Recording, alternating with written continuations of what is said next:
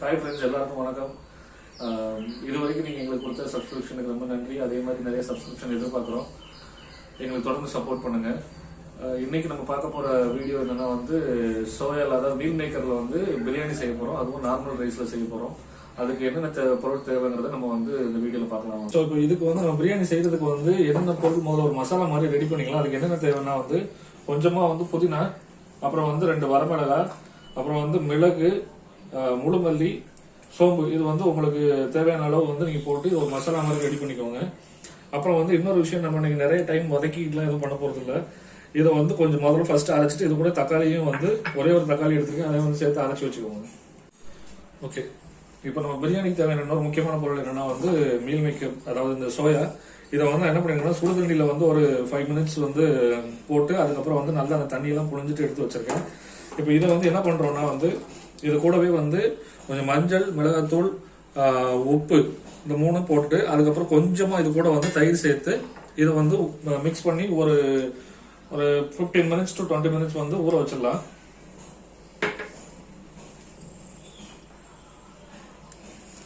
So நல்லா mix பண்ணிக்கோங்க. So நல்லா மிக்ஸ் பண்ணிட்டு இது ஒரு 15 மினிட்ஸ் நம்ம ஊற வச்சிடலாம். ஸோ இப்போ நம்ம பிரியாணி செய்ய ஆரம்பிக்கலாம். ஸோ இப்போ நான் இது குக்கர்ல தான் செய்ய போறேன். குக்கர்ல பற்ற வச்சுட்டு, அப்புறம் தேவையான அளவு எண்ணெய் ஊற்றிக்கலாம்.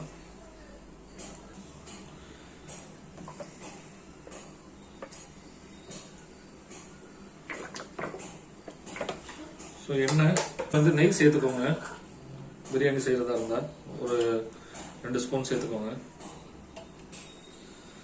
எண்ணெய் நல்லா காஞ்சிருச்சு. ஸோ இதில் இப்போ நம்ம கொஞ்சம் சோம்பு, அப்புறம் நம்ம இந்த வாசனை பொருட்கள், அதாவது பட்டை, பிரியாணி இலை, ஏலக்காய், கிராம்பு, கடற்பாசி, ஸோ இந்த மாதிரி விஷயங்கள்லாம் நம்ம இதில் சேர்த்துக்கிறோம். அப்புறம் நான் 2 பெரிய வெங்காயம் சின்ன சின்ன நீளமாக கட் பண்ணி வச்சிருக்கேன், அதை சேர்த்துக்கிறேன். நல்லா வதக்கிக்கலாம். இன்னும் கொஞ்சம் நல்லா வதங்கக்கூடிய அளவுக்கு நல்லா அப்படியே வதக்கிக்கோங்க. வெங்காயம் வதங்கிடுச்சு. இப்போ நம்ம இதோட இஞ்சி பூண்டு பேஸ்ட் சேர்த்துக்கலாம். இஞ்சி பூண்டு பேஸ்ட் சேர்த்ததுக்கு அப்புறம் அதோட வாசனை நல்லா பச்சை வாசனை போற வரைக்கும் நல்லா வதக்கிக்கோங்க. ஏற்கனவே சொன்ன மாதிரி மற்ற மசாலா எல்லாமே நான் அரைச்சி வச்சிட்டேன். ஸோ அதனால இந்த வெங்காயமும் இஞ்சியும் மட்டும்தான் நம்ம வதக்க வேண்டியது, மற்றெல்லாம் அப்படியே சேர்த்துக்கலாம். இஞ்சி பூண்டு பேஸ்டோட வாசனை நல்லா போயிடுச்சு. ஸோ இப்போ நம்ம ஏற்கனவே அரைச்சி வச்சிருந்த அந்த மசாலா, அதாவது இந்த மிளகு, தக்காளி எல்லாம் போட்டு வச்சிருந்தோம் இல்லையா, ஸோ அந்த மசாலாவை இதில் சேர்த்துக்கலாம். இதில் நம்ம தக்காளியும் சேர்த்து அரைச்சி வச்சிருக்கிறதுனால வதக்குறதுக்கு ரொம்ப நேரம் ஆகாது. ஸோ ஜஸ்ட் இதோட அந்த ரா ஃபிளேவர் போனால் போதும்.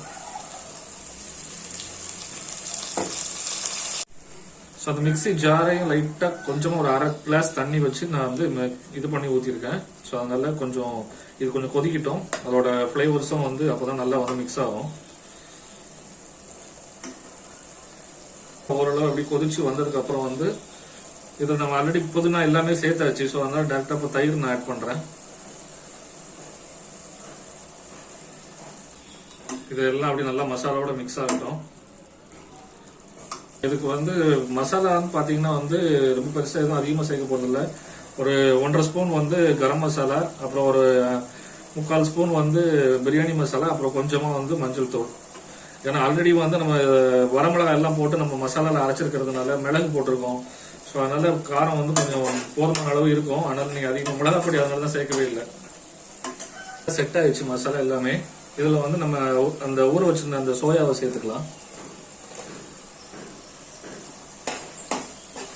நல்லா மிக்ஸ் பண்ணி ஒரு 2 மினிட்ஸ் மட்டும் மசாலாவோட சேர்ந்து ஒரு கொதி வர மாதிரி வெயிட் பண்ணுங்க. அப்புறம் நம்ம தண்ணி சேர்த்துக்கலாம். தண்ணி எப்படின்னா நார்மல் ரைஸ் யூஸ் பண்றதுனால ஒரு 2 கப் அரிசிக்கு 4 கப் தண்ணி சேர்க்க போறேன். இன்னொரு முக்கியமான விஷயம், நான் முதல்ல இந்த சோயா ஊற வைக்கும் போதே நான் உப்பு எல்லாம் சேர்த்துட்டேன். ஸோ நீங்க உப்பு தேவையான அளவுக்கு உப்பு பார்த்துட்டு அதுக்கப்புறம் சேர்த்துக்கோங்க. ஸோ இப்போ நம்ம இதில் தண்ணி சேர்த்துக்கலாம். ஸோ நான் 4 டம்ளர் தண்ணி சேர்க்க போறேன். ஏன்னா நான் இந்த கப்புக்கு 2 கப் நான் ரைஸ் வச்சிருக்கேன். 4 கப் தண்ணி சேர்த்தாச்சு. சேர்த்துட்டு இப்போ நான் இந்த மசாலா எல்லாமே அப்படி நல்லா மிக்ஸ் ஆகி ஒரு கொதி வர வரைக்கும் வெயிட் பண்றேன். அதுக்கப்புறம் தான் நான் அரிசி இதில் சேர்க்க போறேன். ஸோ அதனால ஒரு 1 or 2 மினிட்ஸ் வெயிட் பண்ணலாம். இது நல்லா கொதி வரட்டும். ஸோ நம்ம வெயிட் பண்ண மாதிரி வந்து நல்லா கொதிச்சிருச்சு. ஸோ இப்போ வந்து நம்ம ரைஸ் சேர்த்துக்கலாம். ரைஸ் வந்து நான் நல்லா வந்து தண்ணியில் ஊற வச்சிருக்கேன் ஒரு 1/2 hour முன்னாடி. ஸோ இப்போ நான் ரைஸை சேர்த்துட்டு ஒரு 4 விசில் வைக்க போகிறேன். Because I am using normal சாப்பாடு அரிசி யூஸ் பண்ணுறதுனால. ஸோ நீங்கள் இப்போ எவ்ரி திங் இஸ் செட். நம்ம வந்து இதை க்ளோஸ் பண்ணிவிட்டு நம்ம ஒரு 4 விசில் வரைக்கும் வெயிட் பண்ணலாம். அப்புறம் முக்கியமான விஷயம், இதை க்ளோஸ் பண்ணுறதுக்கு முன்னாடி வந்து கொஞ்சமாக இதில் அப்படி நெய் சேர்த்துக்கிட்டிங்கன்னா வந்து ஸோ இதோட ஃப்ளேவர் வந்து இன்னும் கொஞ்சம் நமக்கு நல்லா அதிகமாக கிடைக்கும். இப்போ நம்ம க்ளோஸ் பண்ணிடலாம். க்ளோஸ் பண்ணிட்டு let's wait for 4 whistles. Okay, so whistle போயிடுச்சு. ஓகே, இப்போ நம்ம ஓப்பன் பண்ணி பார்க்கலாம். Wow, super.